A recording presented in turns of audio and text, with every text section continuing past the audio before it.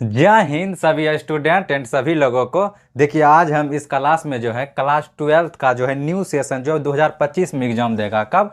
जो 2025 में एग्ज़ाम देगा 2025 में, उसके लिए हम नया और 12th का नया और फ्रेश बैच जो है हम क्लास 12th के लिए फिजिक्स कौन सा ये जो चैप्टर मतलब ये जो है हम क्लास स्टार्ट किए हैं उसमें क्लास 12th का फिजिक्स स्टार्ट किए हैं, जो कि क्लास 12th का जो बच्चा 2025 में एग्ज़ाम देगा उसके लिए है। देखिए क्लास 12th का हम सिलेबस एक वीडियो डाले थे जिसमें क्लास 12th का पूरा सिलेबस हम बता दिए थे कि कौन कौन सा सिलेबस मतलब चैप्टर दिया गया है। देखिए हम जो आपको पढ़ाएंगे वो बताए थे कि हम सिलेबस जब डिस्कशन किए थे कि हम बताए थे कि हम यूनिट वाइज पढ़ाएंगे। क्या यूनिट वाइज पढ़ाएंगे? जैसे कि पहला यूनिट क्या है, देखिए एनसीईआरटी के अनुसार ही लिए हैं। पहला यूनिट दिया गया इलेक्ट्रोस्टैटिक। क्या है? पहला यूनिट है इलेक्ट्रोस्टैटिक, जिसको हिंदी में बोलते हैं स्थिर वैद्युत की। क्या कहते हैं?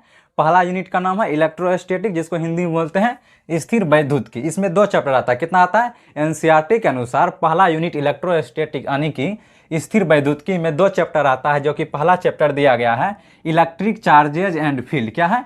इलेक्ट्रिक चार्जेज एंड फील्ड, जिसको हिंदी में बोलते हैं विद्युत आवेश तथा क्षेत्र। क्या बोलते हैं हिंदी में?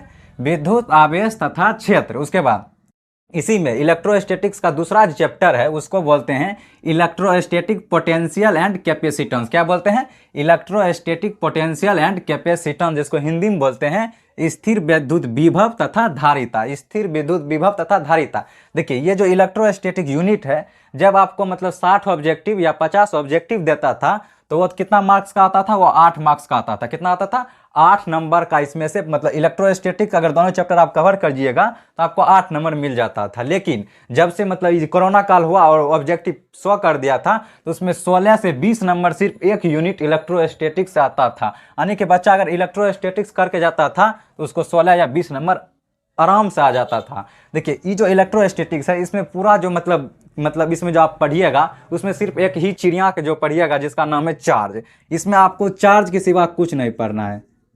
चार्ज, चार्ज जिसको हिंदी में बोलते हैं आवेश। क्या बोलते हैं? आवेश।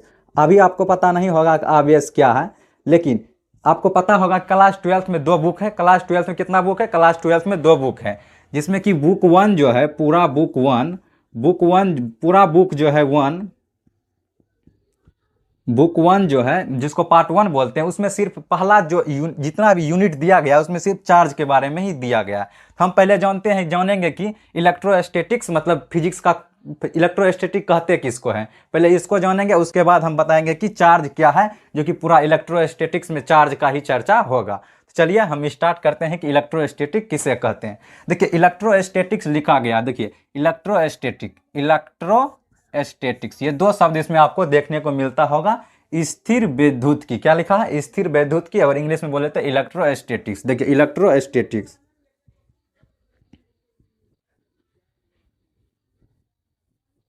देखिए इलेक्ट्रोस्टैटिक्स क्या लिखे? इलेक्ट्रोस्टैटिक्स 2 शब्द से मिलकर बना है। कितना? 2 शब्द। एक बना है इलेक्ट्रो, एक बना है स्टैटिक्स। क्या बना है? एक बना है इलेक्ट्रो, एक बना है स्टैटिक्स। देखिए इलेक्ट्रो का मतलब कुछ नहीं। और जब भी हम आपको जब नजर आएगा इलेक्ट्रो, आपको इलेक्ट्रो का मतलब समझना है इलेक्ट्रॉन। क्या समझना है? इलेक्ट्रॉन समझना है। क्या समझना है? इलेक्ट्रॉन। क्या समझना है? इलेक्ट्रो का मतलब होता है इलेक्ट्रॉन। क्या होता है? इलेक्ट्रो का मतलब होता है इलेक्ट्रॉन। और स्टैटिक्स का मतलब होता है स्थिर। क्या होता है? स्थिर। क्या होता है? स्थिर मतलब रेस्ट। क्या होता है? रेस्ट। देखिए इलेक्ट्रो का मतलब होता है इलेक्ट्रॉन और स्टैटिक्स का मतलब होता है रेस्ट। मतलब कि इलेक्ट्रॉन का मतलब आप समझिएगा चार्ज। क्या समझिएगा? चार्ज कुछ नहीं, चार्ज कुछ नहीं है। चार्ज जो है सिर्फ इलेक्ट्रॉन है। क्या है? इलेक्ट्रॉन मतलब आवेश है। क्या है? मतलब चार्ज जो है वो इलेक्ट्रॉन ही चार्ज कहलाता है। क्या कहलाता है? इलेक्ट्रॉन ही चार्ज है। जब हम आपको आगे पढ़ाते जाएंगे तो आपको डिटेल से पता चलेगा कि इलेक्ट्रॉन ही चार्ज होता है।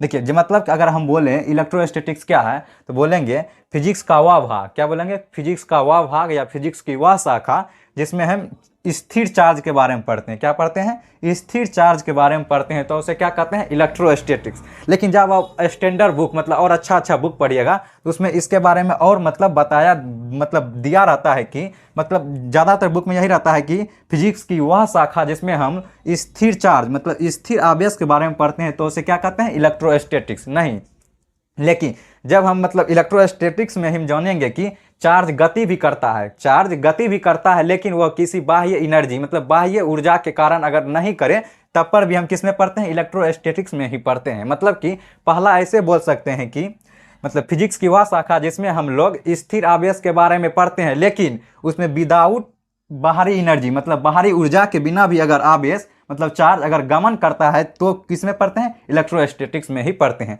चलिए हम पहले लिख देते हैं कि इलेक्ट्रोस्टैटिक्स किसे कहते हैं, इसका परिभाषा लिख देते हैं। उसके बाद हम आगे आपको चार्ज के बारे में पूरे बताएंगे डिटेल से, क्योंकि अगर इलेक्ट्रोस्टैटिक्स का मतलब है charge charge charge charge charge.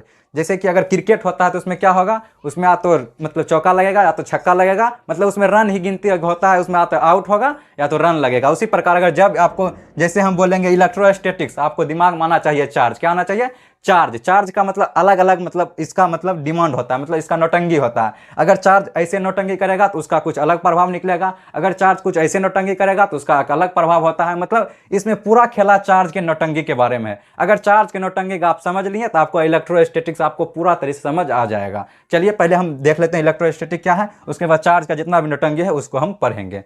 देखिए हम आपको समझा दिए थे कि इलेक्ट्रोस्टैटिक्स में हम क्या क्या पढ़ते हैं। देखिए हम समझा देते हैं कि जब चार्ज चार्ज जब स्थिर रहता है, मतलब वह मतलब फिजिक्स की वह शाखा जिसमें स्थिर चार्ज के बारे में अध्ययन करते हैं, तो उसे क्या कहते हैं, इलेक्ट्रोस्टैटिक कहते हैं। इसको हम बोर्ड पर लिख दिए, इलेक्ट्रोस्टैटिक्स जिसको हम समझाए थे उसको हम बोर्ड पर लिख दिए। देखिए पहले आप लिखिएगा इलेक्ट्रोस्टैटिक, उसका बाद 2 चैप्टर आप लिख दीजिएगा। 2 चैप्टर लिखने के बाद पहले लिखिएगा इलेक्ट्रोस्टैटिक्स। इलेक्ट्रोस्टैटिक्स जैसे हम डायग्राम बनाए हैं कि रेस्ट आवेश के बारे में जिसमें पढ़ते हैं, रेस्ट आवेश के बारे में जिसको पढ़ते हैं उसको बोलते हैं इलेक्ट्रोस्टैटिक्स। ऐसे बनाने के बाद उसके बाद इलेक्ट्रोस्टैटिक्स का ये परिभाषा लिखिएगा। भौतिकी की वह शाखा जिसमें हम लोग स्थिर आवेश, भौतिकी की वह शाखा जिसमें हम लोग स्थिर आवेश तथा किसी बाह्य ऊर्जा के स्रोत, जैसे बाह्य ऊर्जा किससे दे सकते हैं, बैटरी से हो गया, जैसे को देते हैं बाह्य ऊर्जा स्रोत के बिना गतिशील आवेश के द्वारा उत्पन्न घटनाओं के बारे में अध्ययन करते हैं, उसे स्थिर वैद्युतिकी कहते हैं। जो पहले इसको लिखिएगा, उसके बाद इसको इलेक्ट्रोस्टैटिक का परिभाषा लिख दीजिएगा।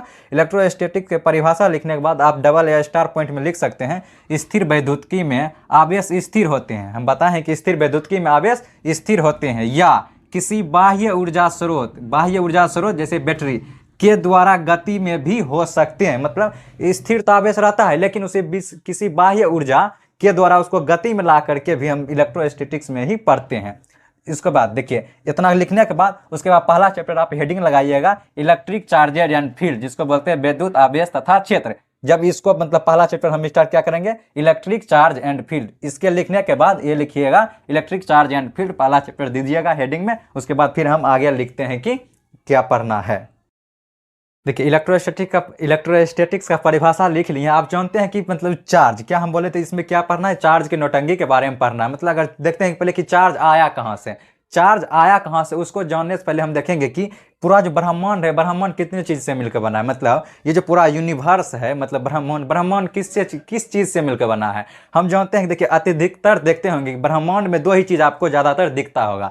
ब्रह्मांड में मतलब जो भी बना है उसमें अधिकतर हम 2 ही चीज़ देखते हैं, जिसमें कि पहला हम जानते हैं कि पहला क्या जानते हैं, पहले जानते हैं पदार्थ। क्या जानते हैं, पहला जानते हैं पदार्थ। क्या जानते हैं, पदार्थ, जिसको इंग्लिश में बोलते हैं मैटर। क्या जानते हैं, मैटर। क्या जानते हैं, इसको इंग्लिश में बोलते हैं मैटर। जिसको हिंदी में बोलते हैं पदार्थ। मतलब यूनिवर्स में 2 चीज़ आपको देखने को मिलेगा, जिसमें कि पहला है मैटर जिसको बोलते हैं पदार्थ, दूसरा है ऊर्जा। क्या है, दूसरा है ऊर्जा।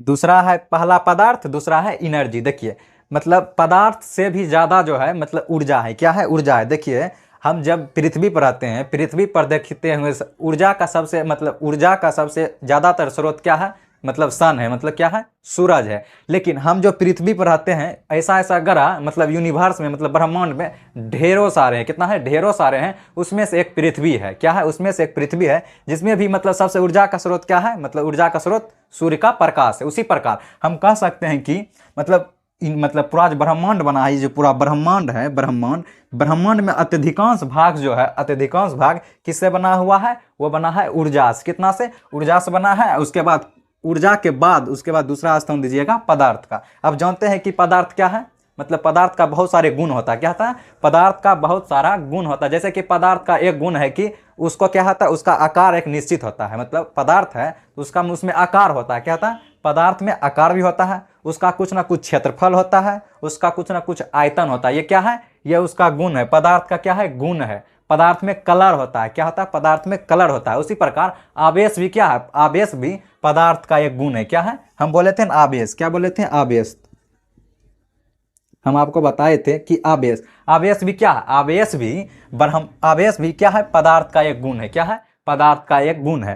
पहले देखते लगते हैं कि मतलब पूरा ब्रह्मांड में पदार्थ से कितना चीज बना है। उसका देखिए इनर, हम क्या बोले थे, ब्रह्मांड में जितना भी है वो दो चीज से ही मिलकर ही ब्रह्मांड बना है। पहला बना है मैटर, लिखा है पहला मैटर, दूसरा है एनर्जी। मतलब अगर दोनों को मिला दीजिएगा तो क्या बनेगा? इनर मतलब ब्रह्मांड बना। देखिए यहाँ पे लिखा है, दोनों को जोड़े हैं। मैटर मतलब पदार्थ और एनर्जी मतलब ऊर्जा, दोनों से अगर जोड़िएगा तभी क्या बनेगा? यूनिवर्स मतलब ब्रह्मांड बनेगा। ब्रह्मांड में जो है मतलब 25 से 35% ही मतलब पदार्थ से मिलकर बना है। ब्रह्मांड का 25 से 35% क्या है? ब्रह्मांड में पदार्थ है। उसके बाद अधिकांश देखिए 65 से 75, कितना? 65 से 75% जो है वो किससे बना है? एनर्जी से बना है। किससे बना है? एनर्जी से। उसी प्रकार हम बताए थे कि हम पदार्थ का बहुत सारे गुण होता है। क्या था? पदार्थ का बहुत सारे गुण होता है। उसी में से देखिए पदार्थ का पहला गुण देखिए, जैसे देख लिए मास। मास क्या है? पदार्थ का एक गुण है। क्या है? पदार्थ का एक गुण है। उसी प्रकार शेप मतलब उसका आकार क्या है? पदार्थ का एक गुण है। कलर पदार्थ का एक गुण है। उसी प्रकार चार्ज भी क्या है? चार्ज मतलब आवेश भी पदार्थ का एक गुण है। क्या है?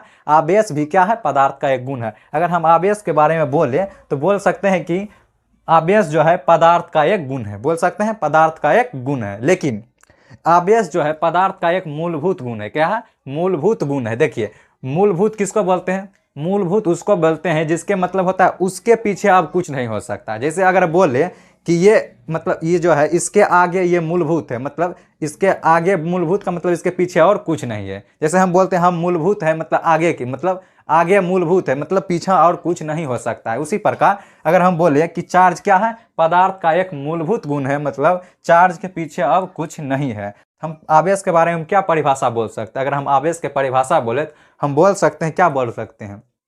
चार्ज के बारे में बोल सकते हैं चार्ज क्या है? पदार्थ का एक मूलभूत गुण है। चार्ज क्या है? पदार्थ का एक मूलभूत गुण है। का एक बार परिभाषा इसको लिखते हैं। पहले आवेश का परिभाषा लिखते हैं, उसके बाद आप उसको नोट कर लीजिएगा। आवेश का परिभाषा हम आपको बोलते हैं। देखिए क्या लिखा है? आवेश, आवेश या विद्युत क्षेत्र। देखिए आवेश मतलब जिसको चार्ज को बोलते हैं हिंदी में आवेश या इलेक्ट्रिक चार्ज भी बोलते हैं। इसका मतलब आवेश का कभी कभी परिभाषा पूछता है 2 नंबर में।